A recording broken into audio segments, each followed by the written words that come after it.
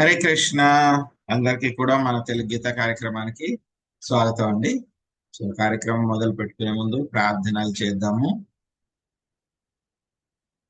ఓం అజ్ఞానాతిమిరాంధస్య జ్ఞానాంజనాశలాకయా చక్షురున్మిళితం యేన తస్మై శ్రీ గురవే నమః. నమో ఓం విష్ణుపాదాయ कृष्णप्रश्नाय भूतले श्रीमते भक्तिवेदान्ता स्वामिनिति नामिने। नमस्ते सरस्वते देवी गौरवाणी प्रचारिणे निर्विशेषा शून्यवादी पाश्चात्यदेशतारिणे। जय श्री कृष्ण चैतन्य प्रभु नित्यानंद श्री अद्वैता गदाधरा श्रीवासादि गौर भक्त वृंदा। हरे कृष्णा कृष्ण कृष्णा हरे हरे, हरे रामा राम राम हरे हरे।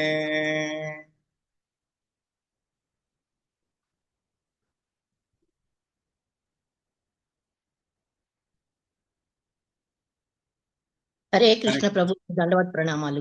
హరే కృష్ణ దండవత్ ప్రణామాలు. హరే కృష్ణ ప్రభు దండ ప్రణాం ప్రభుజీ. హరే కృష్ణ దండవత్ ప్రణామాలు. సో మనం భగవద్గీత థీమ్ వైజ్ భగవద్గీత నేర్చుకుంటున్నాము. దండవత్ ప్రణామాలు అందరికి. సో థీమ్ వైజ్ భగవద్గీత నేర్చుకుంటున్నాము. ఈ రోజు కూడా ఒక మంచి శ్లోకము, 8వ అధ్యాయము. 8వ అధ్యాయము చాలా వండర్ఫుల్ అధ్యాయం, చాలా సూపర్. సో ఏం చెప్పారు ఈ యొక్క అధ్యాయంలో? భగవత్ ప్రాప్తి.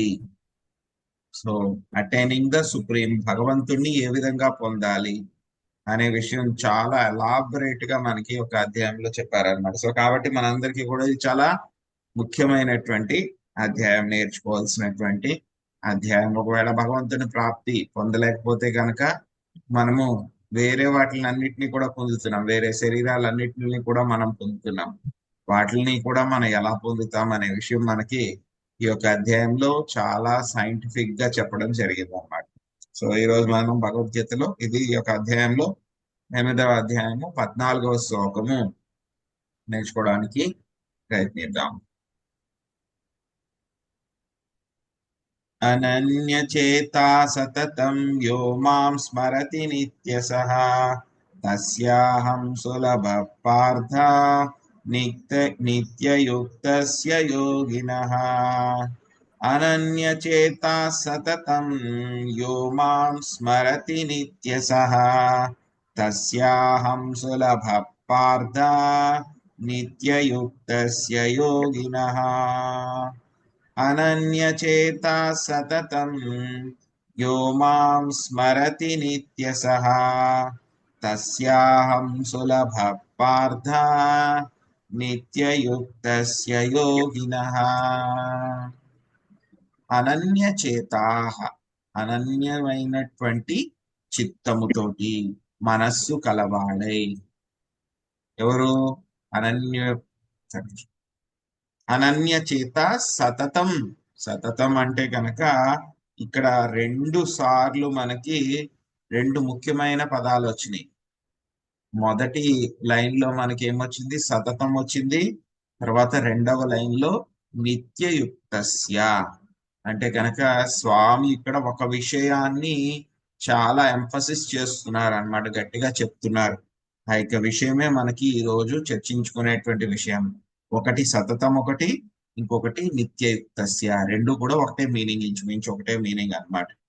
సో అనన్యచేత సతతం, అనన్యమైనటువంటి మనస్సుతోటి, సతతం ఎప్పుడు. యో ఎవరైతే, ఎవరిని? మాం నన్ను, స్మరతి నన్ను స్మరిస్తూ ఉంటారో, నిత్యసహ క్రమం తప్పకుండా. ఇంకా చెప్పాలంటే 3 సార్లు వచ్చింది. సతతం ఒకటి, నిత్యసహ ఒకటి, నిత్యయుక్తస్య ఒకటి. తర్వాత తస్యాహం, తస్య ఆ విధముగా, అహం నన్ను, సులభ పార్థ. పార్థ, నన్ను చాలా చాలా తేలికగా నన్ను పొందుతారు. ఎవరు పొందుతారు? యోగినః, ఏ భక్తి యోగి అయితే కనుక నిత్యయుక్తస్య, క్రమం తప్పకుండా నిమగ్నుడైన వాడు. ఏం చెప్తున్నారు మనకి ఈ యొక్క శ్లోకంలో స్వామి? ఓ పార్థ, అనన్య చిత్తముతో నన్ను స్మరించు వాడికి అతని నిరంతర భక్తియుత సేవ కారణమున నేను సులభముగా లభ్యుడనై ఉన్నాను. సో స్వామి ఏంటి ఇక్కడ ఎలా చెప్తున్నారు? నేను భక్త సులభుడను. చాలాసార్లు వస్తుంది మనకి ఒక విషయం, నేను భక్త సులభుడని. అంటే కనుక ఆయనకి భక్త వత్సల అని చెప్పి ఒక బిరుదు ఉంది. భక్తులకి చాలా వత్సల అంటే కనుక ఆయన భక్తుల పట్ల ఆయనకి స్పెషల్ ఎఫెక్షన్. సో ఇక్కడ ఏం చెప్తున్నారు? భక్త సులభ, భక్తులకి చాలా తేలిగ్గా నేను పొందుతాను. వాళ్ళు నన్ను చాలా తేలిగ్గా పొందుతారు భక్తులు.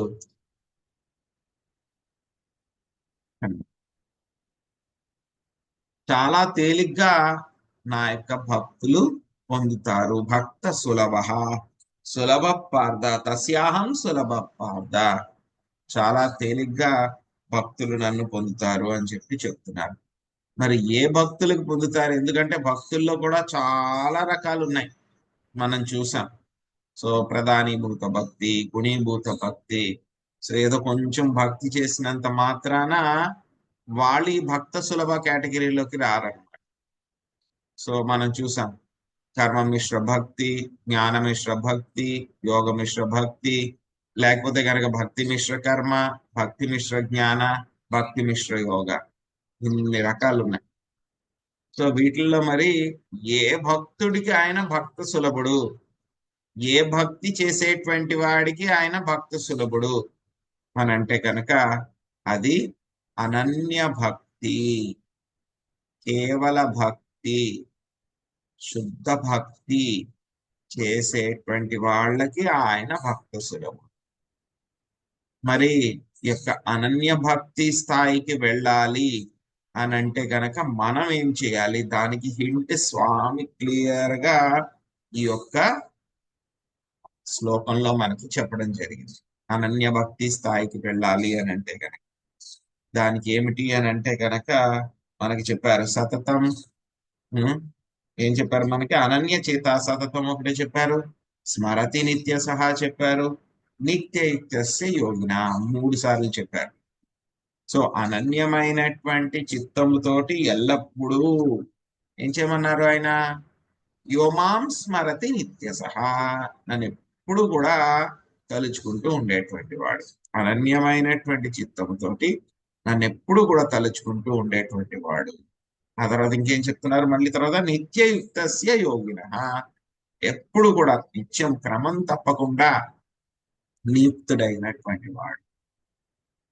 సో దీన్ని బట్టి మనం ఇక్కడ అర్థం చేసుకోవాల్సింది ఏంటి అని అంటే కనుక consistency is the key. Consistency, consistency అంటే ఏమిటి? క్రమము తప్పకుండా అదే పని చెయ్యటము, మిస్ చేయకూడదు. క్రమం తప్పకుండా చేయటము, అదే పని కరెక్ట్ గా అదే టైంకి మిస్ చేయకుండా చేయడం, అది ఈ యొక్క శ్లోకంలో చెప్తున్నారు. సో ఇక్కడ 3 విషయాలు వస్తాయి. ఇక నిత్యయుక్తస్యకి మనకి దాని యొక్క అర్థం ఏమిటి మనకి అంటే కనుక ఎప్పుడు చేయటం, ఆల్వేస్, ఎప్పుడు చేయడం, రెగ్యులర్ గా చేయటం, క్రమం తప్పకుండా చేయడం, తర్వాత ప్రతిరోజు చేయడం. సో ఇది సతతం నిత్య సహా వీటి యొక్క అర్థం అన్నమాట. ఎందుకు స్వామి యొక్క విషయాన్ని ఇక్కడ మనకి ఎంఫసిస్ చేస్తున్నారు అని అంటే కనుక ఎవరైతే కనుక శుద్ధ భక్తుడు ఈ విధంగా కృష్ణుణ్ణి ఎప్పుడు కూడా స్మరించుకుంటూ ఉంటాడో, ఆయన మీదే ధ్యానం చేస్తూ ఉంటాడో, రెగ్యులర్ గా ఎవరైతే చేస్తూ ఉంటారో వాళ్ళు ఏం చేస్తారంట? కృష్ణుడి యొక్క అట్రాక్షన్ ని, ఆయన యొక్క అటెన్షన్ ని, ఆయన యొక్క దృష్టిని వాళ్ళు ఆకర్షిస్తారండి. సో ఎప్పుడైతే కనుక వాళ్ళు ఆయన దృష్టిని ఆ విధంగా ఆకర్షిస్తారో వెంటనే ఏమవుతుంది, ఇంకేం కావాలి, అంతే అయిపోయాయి. ఆయన కృష్ణుడి యొక్క దృష్టిని ఆకర్షించగలగాలి. ఎందుకంటే కనుక ఆయనకి ఎంతో మంది, కొన్ని కోట్ల మంది భక్తులు ఉన్నారు. ఒకళ్ళు కాదు, ఇద్దరు కాదు, 10 మంది కాదు, 100 మంది కాదు, కొన్ని కోట్ల మంది అన్నమాట. సో ఒకసారి వైకుంఠ ఏకాదశికి మేము బెంగళూరులో ఉన్నాం అప్పుడు. సో పొద్దున్నే తెల్లవారుజామునే వెళ్ళిపోతే కనుక గమ్మున దర్శనం అయిపోతుంది కదా అని చెప్పేసి అక్కడ ఒక పెద్ద గోవింద టెంపుల్ ఉంటే మేము అందరం అక్కడికి వెళ్ళిపోయాం అన్నమాట. సో నేనేమనుకున్నాను, సో పొద్దున్నే వెళ్ళిపోదాము, ఎక్కువ మంది ఏమి రష్ ఉండరులే అని చెప్పేసి పొద్దున్నే సరిగ్గా సమయం గుర్తులేదు, బట్ చాలా ఎర్లీ మార్నింగ్ అన్నమాట. సో మొత్తం అన్ని పనులన్నీ కూడా చేసుకుని మొత్తం అందరం కూడా రెడీ అయిపోయి పొద్దున్నే 3:30 కల్లా అక్కడికి వెళ్ళిపోయాం టెంపుల్. నేను అనుకున్నాను 3:30కి వెళ్ళిపోతే కనుక ఎవరు ఉండరులే, మనం గబగబా దర్శనం చేసుకుని వచ్చేద్దాము అని చెప్పేసి అనుకున్నాను. కానీ 3:30కి అక్కడికి వెళ్ళి చూస్తే మొత్తం పెద్ద క్యూ ఉంది అక్కడ. క్యూయే కాదు, మొత్తం అంతా నిండిపోయింది, ఆ ఏరియా మొత్తం నిండిపోయింది. పొద్దున 3:30కి, 3:30, 4 లోపల వెళ్ళిపోయాం. అయినా సరే అదంతా నిండిపోయింది, పెద్ద క్యూ ఉంది అక్కడ. సో అప్పుడు నేను అనుకున్నాను, ఓ మనమే కాదు, స్వామికి చాలా మంది భక్తులు ఉన్నారు మనలాంటి వాళ్ళు అని చెప్పి నాకు అనిపించింది అనమాట. సో అలాగే స్వామికి భక్తి చేసేటువంటి వాళ్ళు ఎంతమంది, ఎన్నో లక్షల మంది, కోట్ల మంది ఉంటారు ఆయనకి. మరి ఆయన అటెన్షన్, ఆయన దృష్టి మన మీద పడాలి, అన్ని కోట్ల మందిలో మన మీద ఆయన దృష్టి పడాలి. ఎందుకంటే ఆయన అందరినీ చూడగలడు. ఆయన లిమిటేషన్ ఏమి లేదు. ఒకసారి ఆయన ఒకరిని చూస్తాడు, ఇద్దరిని చూస్తారని ఆయన అనంతుడు, అందరినీ కూడా కావాలంటే ఆయన చూడగలడు. అన్ని లక్షల కోట్ల మందిలో ఆయన దృష్టి మన మీద పడాలి అని అంటే కనుక ఏమిటి కీ అంటే కనుక consistency is the key. Consistency అంటే ఏమిటి? ప్రతిరోజు చేయాలి, క్రమం తప్పకుండా చేయాలి, ఇంకా ఏమిటి, అదే సమయానికి ఇంచుమించు చేయాలి. చేయగలిగితే కనుక మనము స్వామి యొక్క దృష్టిని ఆకర్షించగలుగుతాము.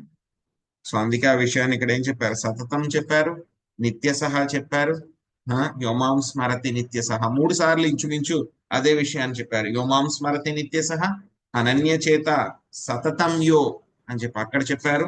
మళ్ళీ నిత్యయుక్తస్య యోగినః, మొత్తం 3 సార్లు చెప్పారు ఇదే విషయాన్ని. మనకి పత్రం పుష్పం ఫలం తోయంలో మనకి 3 సార్లు ప్రేమతో ఇవ్వండి, ప్రేమతో ఇవ్వండి, ప్రేమతో ఇవ్వండి అని చెప్పి ఎలా చెప్పారో స్వామి, అదే విషయంలో అదే విధంగా ఈ శ్లోకంలో మనకి 3 సార్లు చెప్పారు కన్సిస్టెన్సీ. అందుకే ప్రభుపాద గారు ఇదంతా కూడా మనకి చెప్తే గనక మనకు తెలుస్తుందో లేదో అని చెప్పేసి ఆయన మొత్తం డైలీ ప్రోగ్రామ్ ఆ విధంగా డిసైడ్ చేశారన్నమాట. ప్రతిరోజు మంగళారతి అటెండ్ అవ్వాలి, ప్రతిరోజు జపం పూర్తి చేయాలి 7 గంటల లోపు. సో ఆ తర్వాత యొక్క భాగవతం క్లాస్ వినాలి అని చెప్పేసి ప్రభుపాద్ గారు డైలీ ప్రోగ్రామ్ ఆ విధంగా ఫిక్స్ చేసి ఇచ్చారనమాట. సో మనమేమి కొత్తగా చేయక్కర్లేదు, ఎక్స్ట్రాగా ఏమీ చేయక్కర్లేదు. సింపుల్ గా ప్రభుపాద్ గారు ఏదైతే కనుక ఆ ప్రాసెస్ ఇచ్చారో జస్ట్ దాన్ని పాటిస్తే చాలు.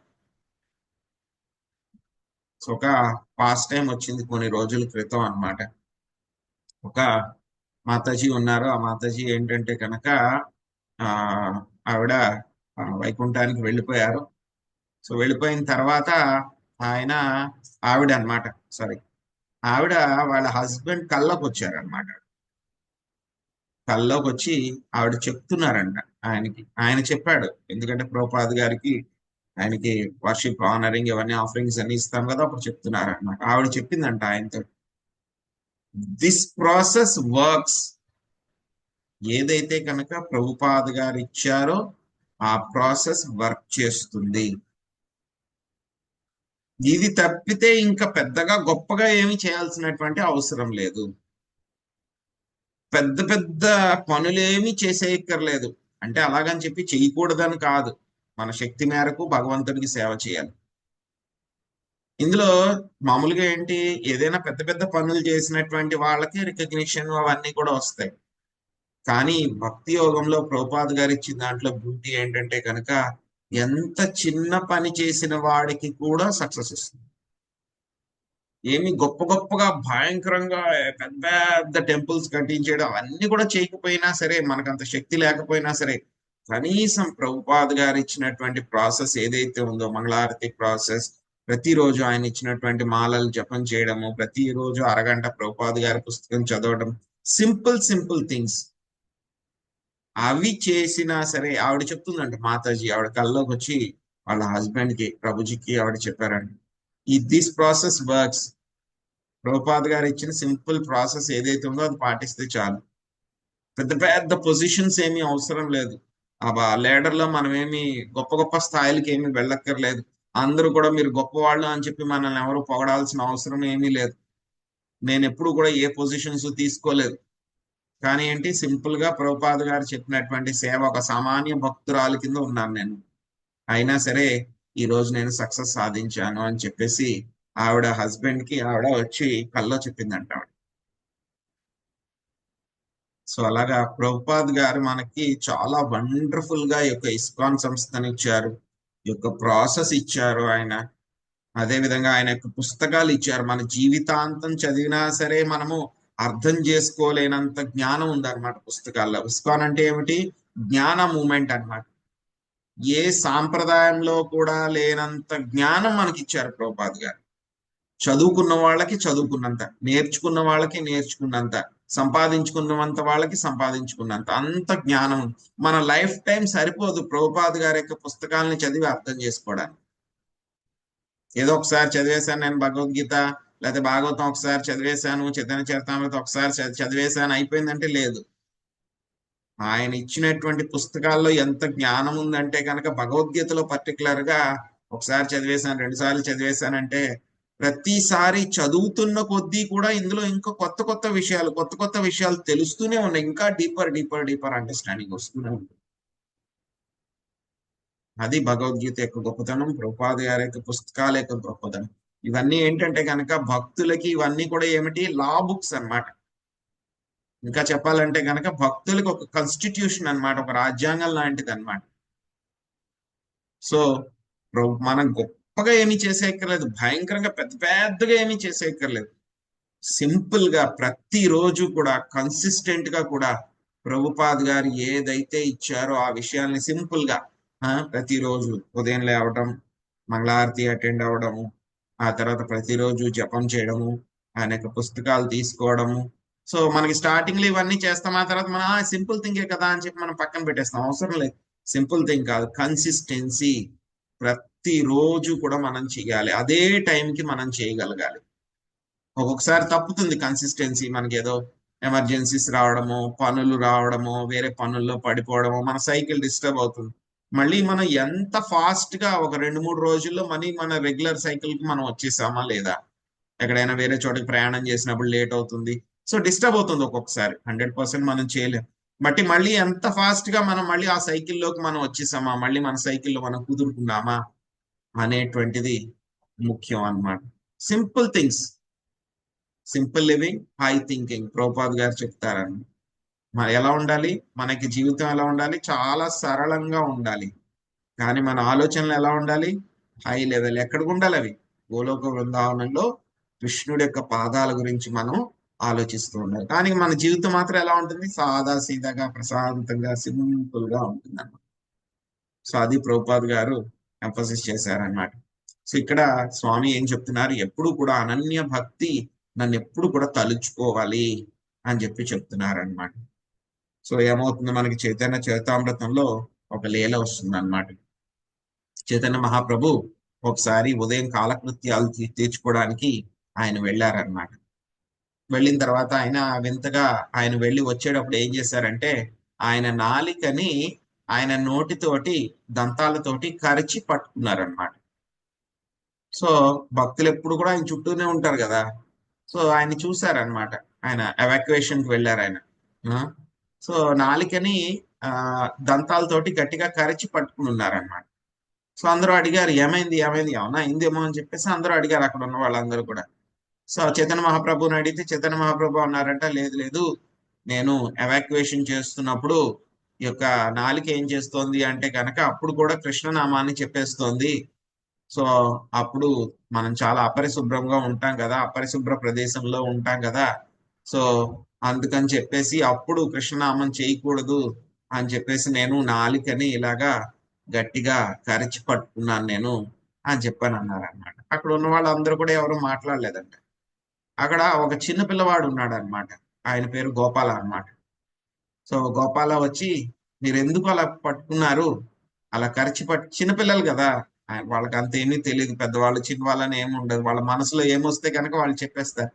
సో అలాగా అక్కడ చైతన్య మహాప్రభు ఉన్నారు, మిగతా వాళ్ళందరూ అనుకున్నా సరే వాళ్ళేం మాట్లాడలేదు.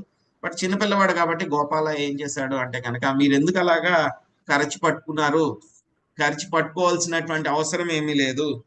ఆ సమయంలో కనుక మృత్యు వస్తే కనుక ఏం చేస్తారు?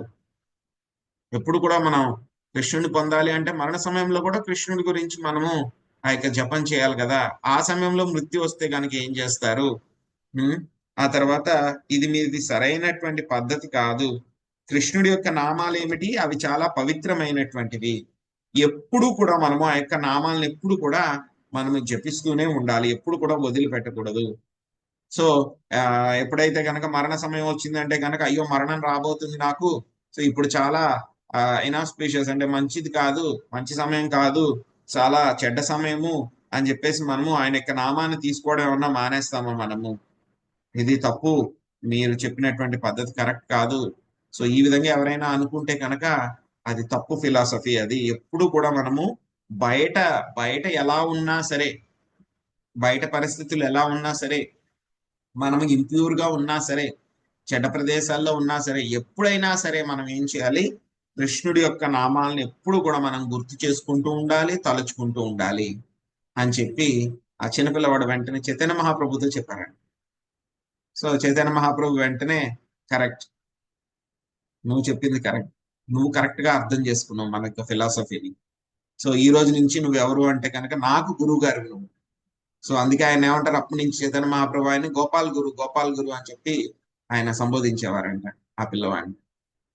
సో అలాగా సతతం నిత్య సహా, ఎప్పుడు కూడా మనకి ఇది మంచి సమయం, చెడ్డ సమయం, పొద్దున్న రాత్రి ఏమీ లేదు, 24 గంటలు కూడా మన యొక్క ధ్యాస ఎలా ఉండాలి?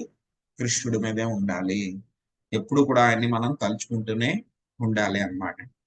సో మిగతా వాళ్ళందరూ కూడా ఏం చేస్తూ ఉంటారు? ఇది అనన్య భక్తి అన్నమాట.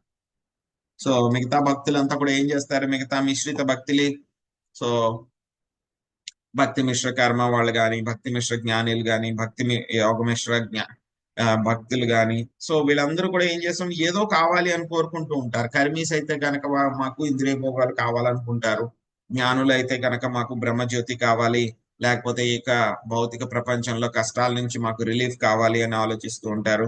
సో యోగులు అయితే కనుక ఏం చేస్తారు, నాకు యోగ సిద్ధి కావాలి, అది కావాలి, ఇది కావాలి అని చెప్పి వాళ్ళు ఆలోచిస్తూ ఉంటారు.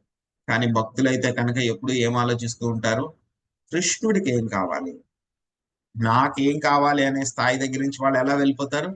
కృష్ణుడికి ఏది కావాలి, కృష్ణుడికి ఏది బాగుంటుంది, కృష్ణుడికి ఎలా చేస్తే బాగుంటుంది, ఆయనకి నేను ఈ రోజు పలానా పువ్వులు పెట్టాను, ఆ పువ్వులు బాగున్నాయో లేదో, వాడిపోయినాయో లేదో, ఆ పువ్వులు వాసన వస్తున్నాయో లేదో, కృష్ణుడికి నేను భోగా చేశాను, ఆ భోగా బాగుందో లేదో, అందులో టేస్ట్ ఎలా ఉందో లేదో, ఆ భోగా పెట్టింది వేడిగా ఉందో చల్లగా ఉందో, అయ్యో కృష్ణుడు తినగలుగుతున్నాడా లేదా, సో కృష్ణుడు ఎలా ఉంటాడు, కృష్ణుడు ఏం చేస్తూ ఉన్నారు, ఎప్పుడు కూడా ఇలాగా కృష్ణుడు కోసమే ఆలోచిస్తూ ఉంటారు ఈ యొక్క శుద్ధ భక్తులు అన్నమాట. ఈ యొక్క శుద్ధ భక్తులు ఎప్పుడు కూడా అలాగా ఆలోచిస్తూనే ఉంటారు. సో ఈ విధంగా మనము సతతం అనన్య చేత సతతం, వేరే దృష్టి మనసు వెళ్లకుండా ఎప్పుడు కూడా యోమాం స్మరతి నిత్య సహా, నన్ను ఎప్పుడు కూడా తలుచుకుంటూ ఉండాలి. అటువంటి వాళ్ళకి నేను చాలా సులభంగా, తస్యాహం సులభ పార్థ నిత్యయుక్తస్య యోగిన. సో క్రమం తప్పకుండా ఎవరైతే కనుక యోగి నియుక్తుడవుతాడో అటువంటి వాళ్ళకి, అనన్య భక్తులకి నేను చాలా తేలిగ్గా దొరుకుతాను. మిగతా వాళ్ళకి కాదు, మనలాంటి వాళ్ళకి కాదు. మనం సరిగ్గా అనన్య భక్తులు కాకపోతే కనుక, ఎవరైతే అనన్య భక్తులు ఉంటారో వాళ్ళు కృష్ణుడి యొక్క దృష్టిని వాళ్ళు ఆకర్షిస్తారు, యొక్క కన్సిస్టెన్సీ వల్ల. So consistency is the key అన్నమాట. అది ఈ రోజు మనం నేర్చుకున్నటువంటి శ్లోకము. హరే కృష్ణ. హరే కృష్ణ ప్రభుజీ, దండవత్ ప్రణామాలండి, ధన్యవాదాలు. హరే హరే కృష్ణ ప్రభుజీ దండవత్ ప్రణామాలు. హరే కృష్ణ. హరే కృష్ణ ప్రభుజీ దండవత్ ప్రణామాలు ప్రభుజీ. హరే హరే కృష్ణ ప్రభుజీ దండవత్ హరే ప్రణామాలు. హరే కృష్ణ ప్రభుజీ దండవత్ ప్రణామ్ ప్రభుజీ. హరే కృష్ణ. ప్రభుజీ దండవత్ ప్రణామ్ ప్రభుజీ. హరే కృష్ణ ప్రభుజీ దండవత్ ప్రణామాలు.